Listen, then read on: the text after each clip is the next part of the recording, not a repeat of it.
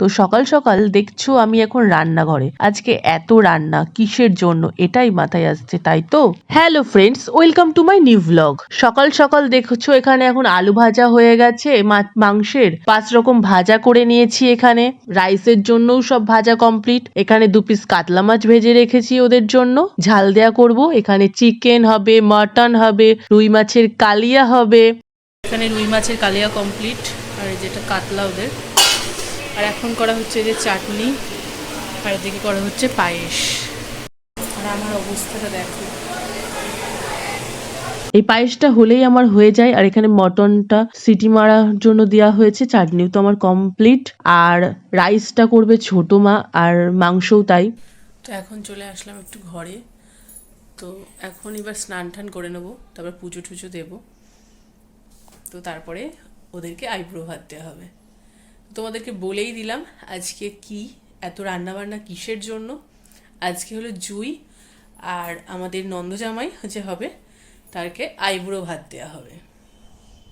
তো স্নান করে তো তোমাদের বললামই পুজো দেব, তো পুজো দেওয়া আমার কমপ্লিট এখন। তো আমাদের ঘরের সব দেবদেবীদের তোমাদের এক ঝলক দেখিয়ে দিলাম। আমার তো ঠাকুরঘর আসলে যেন মন ভালো হয়ে যায়। পুজো তো দেওয়া কমপ্লিট বলে এখন চলে আসলাম কি কি রান্না হয়েছে সেটাও তোমাদের এক ঝলক দেখিয়ে দিই সবটা। এই যে এখানে রাইসটা এখানে ভাই আর ছোট মা মিলে করে নিয়েছে। আর এদিকে ওখানে চিকেন, মাটন তো দেখলাম।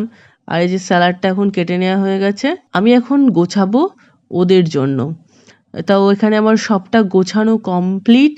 এখন ননদিনীকেও ডেকে নেওয়া হয়ে গেছে, আর নন্দজামাই তো বসেই পড়েছে আগেই। তো এখন বেজেও গিয়েছে অনেক, প্রায় 3টের ওপরে বাজে এখন। তাই আর কোনো কথা না, ওদেরকে এখন আইব্রো ভাত দেওয়া হবে। তো তোমরা সেটাই দেখতে থাকো। আগে বলে দিই তোমাদের কি কি রান্না হয়েছে। এখানে দেখতে পাচ্ছ সাদা ভাত, রাইস, আলু ভাজা, পটল ভাজা, কুমড়ো ভাজা, মাছ ভাজা, বেগুন ভাজা, কাতলা মাছের কালিয়া, চিকেন কষা, মাটন কষা, আমের চাটনি, স্যালাড, পাঁপড়, পায়েস, মিষ্টি, দই। তো দুজনকেই সমানভাবে সাজিয়ে দিয়ে দিয়েছি। তো জুই যে শাড়িটা পরে নিয়েছে সেই শাড়িটা আমাদের বাড়ির থেকে আইবুড়ো ভাত উপলক্ষে ওকে দেওয়া হয়েছে। ও সুন্দর করে সেজে নিয়েছে। তো দুজনকে অসাধারণ লাগছে। কথাই আছে বিয়ের ফুল ফুটলে একটু গ্লেজ দেয়, তো সেটা সত্যি তাই।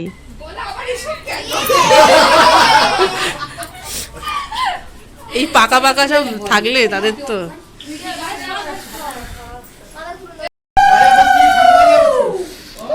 তো সবকিছু সেরে যাওয়ার পরে এখন সবাইকে খেতে দিয়ে দেওয়া হয়ে গেছে। আর আমিও সেকেন্ড ব্যাচেই বসে পড়লাম, কারণ শরীরটা খুব খারাপও লাগছে।